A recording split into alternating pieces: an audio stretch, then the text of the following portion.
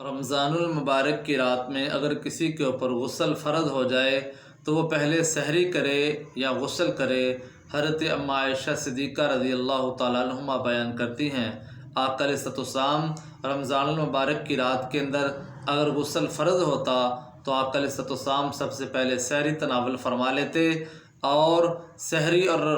فجر کی نماز کے درمیان جو وقت ہوتا اس کے اندر آقا علیہ الصلوۃ والسلام غسل فرماتے اور اس کے بعد حضور نماز فجر ادا فرماتے۔ یہ بخاری کی روایت ہے، اور ام سلمہ سے بھی یہی تصدیق ہے کہ آقا علیہ الصلوۃ والسلام سب سے پہلے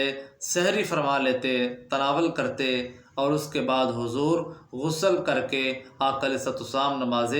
فجر ادا کرتے۔ تو اگر آپ کے پاس وقت ہے سحری میں اور غسل میں تو آپ غسل کر کے بھی سحری کر سکتے ہیں، اگر وقت کی کمی ہے تو آپ سب سے پہلے سحری کر لیں، اس کے بعد آپ غسل کر کے نماز فجر ادا کریں۔